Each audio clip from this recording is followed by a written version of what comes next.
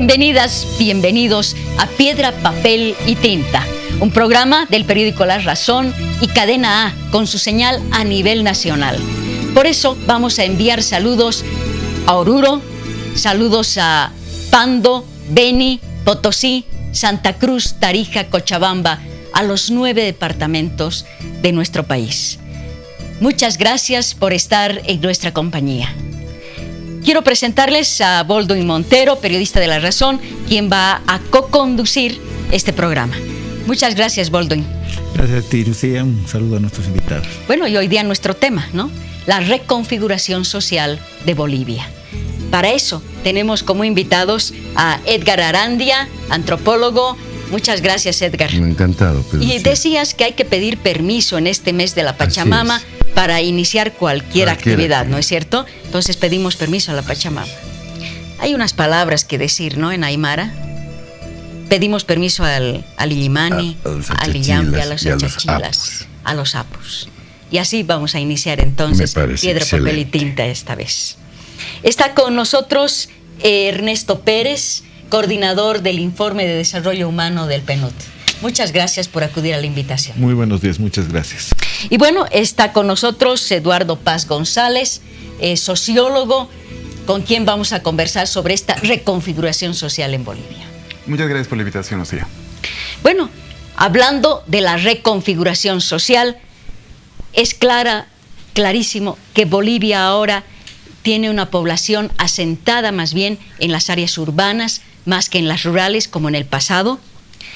Hay una tendencia también a la metropolización, es decir, a que la población se asiente en las metrópolis. Las metrópolis como La Paz, Cochabamba, Santa Cruz y por supuesto el Alto. Ahora viven en Bolivia, en estas 4 regiones metropolitanas, el 46% de la población. Es una población también mayoritaria en edad económicamente activa y mayoritaria en clases medias. Hay una tendencia a quedarse en esta situación hasta el año 2040. Toda esta reconfiguración, entonces, también nos está exigiendo nuevas políticas.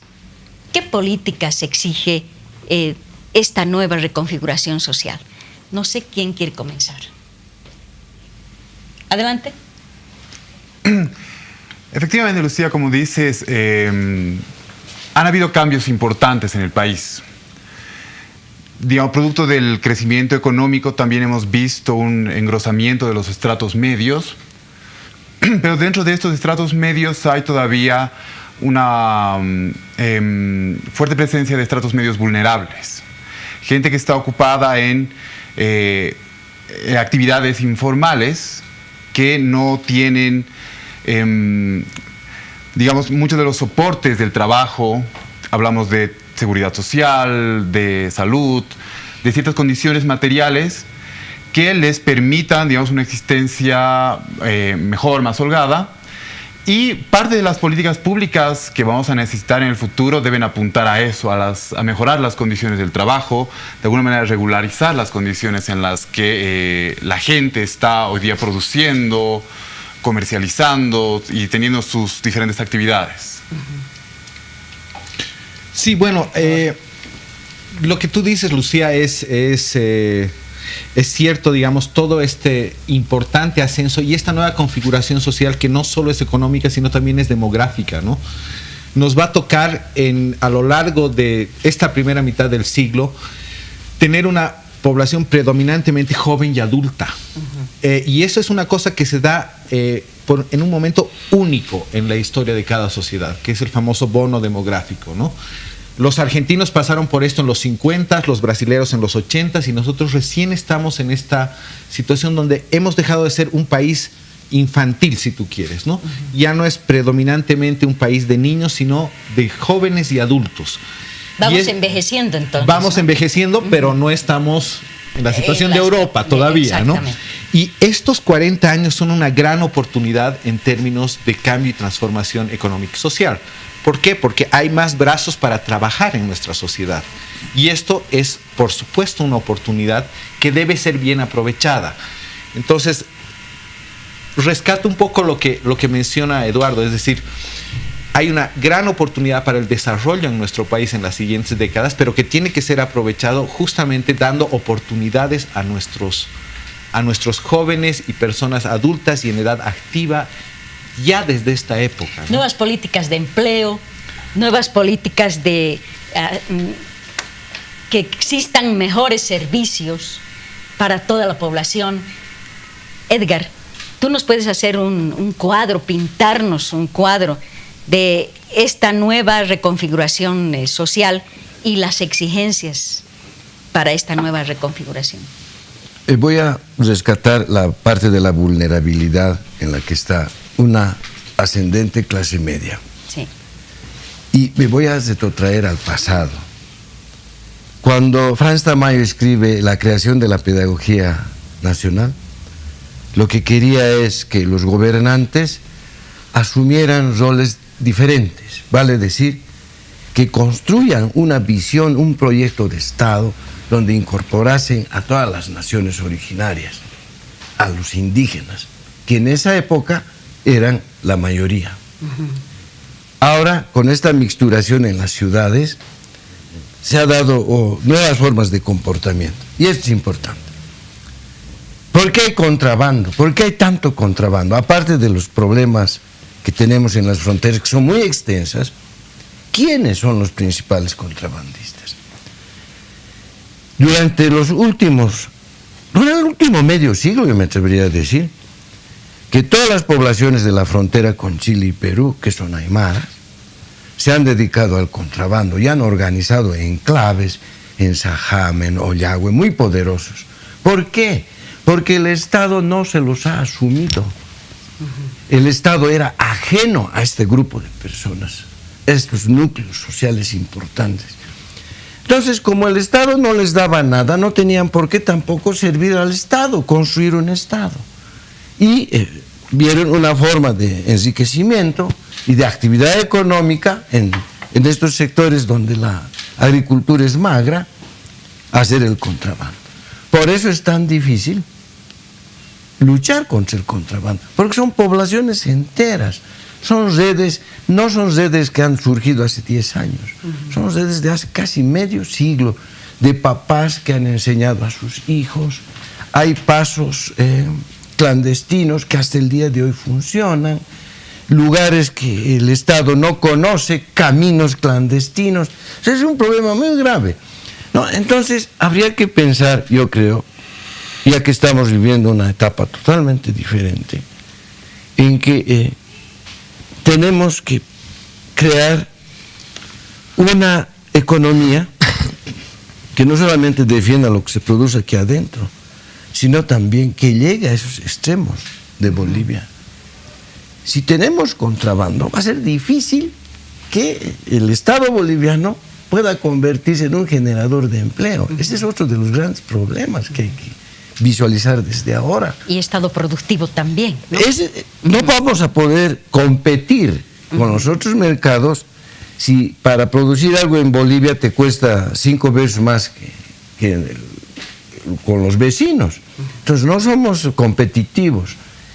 Y el contrabando, aunque no nos guste decirlo, es en este momento una de las fuentes de ingreso que ha producido esta clase media a medias, vulnerable, que cualquier momento puede perder su capital y que se traduce precisamente en ese crecimiento insólito de la ciudad del Alto, Chayapampa en Oruro y otros lugares, ¿no es cierto? Y en el norte de Bolivia, con Cobija, con el Brasil y con las fronteras. O sea, Bolivia está asediada en sus extensas fronteras por productos, por el contrabando, por todos los frentes.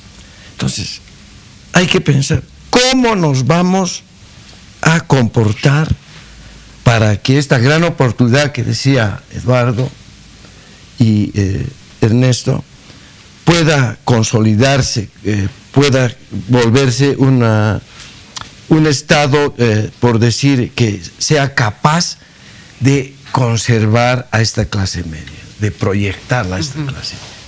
Baldwin. Sí, decían que el grueso de la población boliviana está ubicada en la clase media y que en esta clase media hay un sector vulnerable, lo mencionaba Eduardo.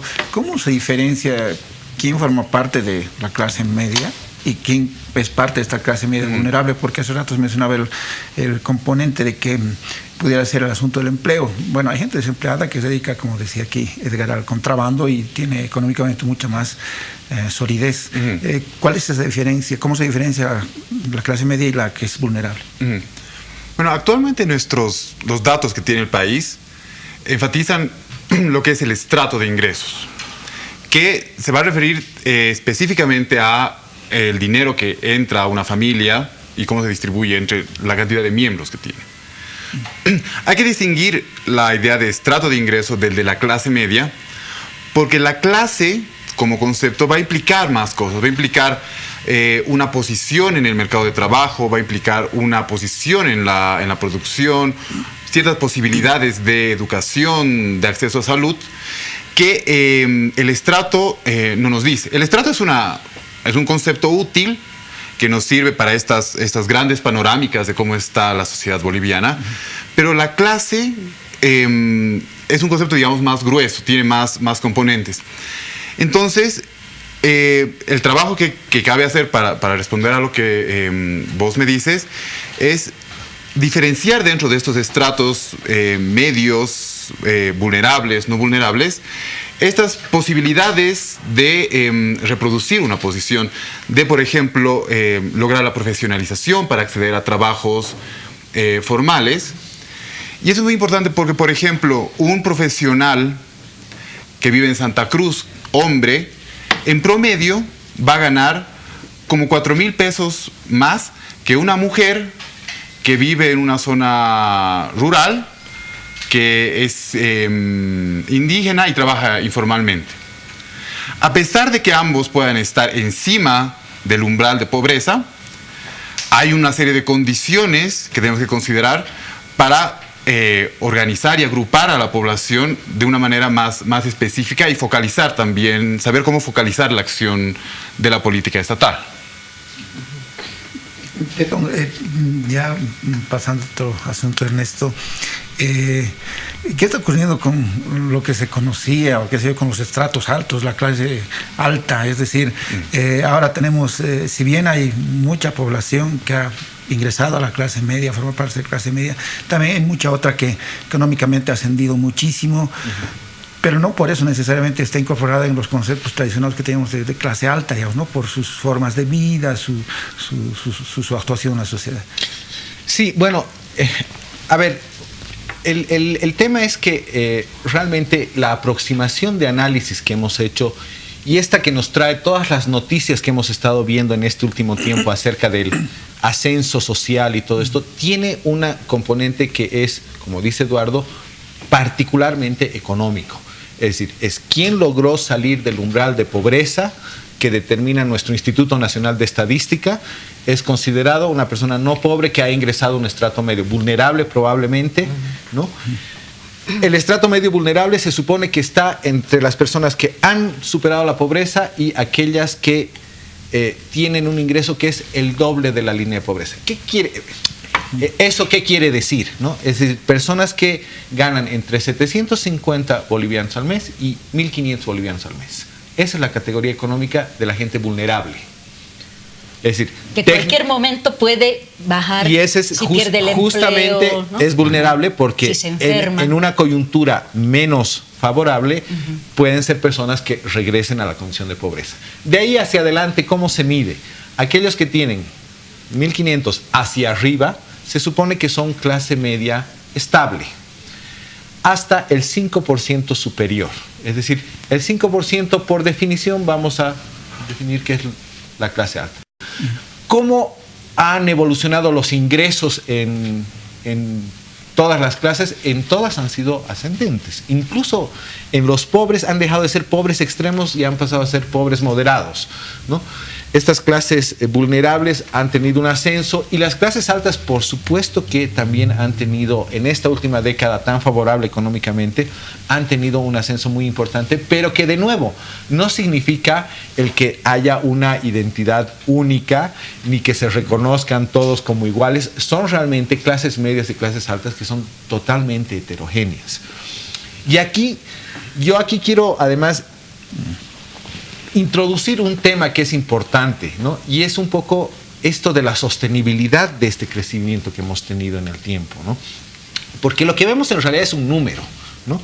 Sí, son 3 millones que están ahora en el estrato medio, nuestra pobreza ha reducido en 1,5 millones de personas y todo esto, pero ¿qué es lo que hace que logremos salir de la pobreza y qué es lo que hace que nos mantengamos en un estrato medio y que en una coyuntura menos favorable no caigamos, ¿no? Y un poco los ejercicios que se han hecho desde el punto de vista totalmente económicos y estadísticos, lo vuelvo a repetir porque es un análisis parcial siempre esto, nos dicen que las causas que provocan que una persona logre salir de la pobreza e ingrese al estrato medio tienen que ver mucho con el haber obtenido por lo menos niveles de educación primaria o secundaria. Es decir, la educación no es tan importante. Sí adquirir activos, sí identificar una oportunidad de negocio. Es lo que dice Edgar, es decir, yo estoy identificando una oportunidad de negocio, por ejemplo, en el contrabando, que me permite salir de la pobreza, ¿no? Ahora, ¿quién se mantiene? Y ahí la pregunta nos cambia totalmente el escenario de ¿qué es lo que yo necesito para mantenerme en un estrato medio? Y ahí el perfil es totalmente diferente. Se necesita educación superior, se necesita acceso a activos y en general son hogares que son menos numerosos. Es decir, tengo menos carga familiar, tengo un acceso activo para hacer frente a un shock y necesito educación superior. Entonces, esta crítica que siempre se hace de que en el país hemos dejado de darle y prestar atención a la educación es una verdad a medias. Ha servido en muchos casos para salir, pero para mantenernos sigue siendo una variable clave. Baldwin, seguramente tienes una pregunta para Edgar, pero la vamos a dejar para después del corte. ¿Está bien? Claro que sí. Muy bien. Dentro de unos minutitos estamos nuevamente con Piedra, Papel y Tinta, hablando sobre la reconfiguración social en nuestro país.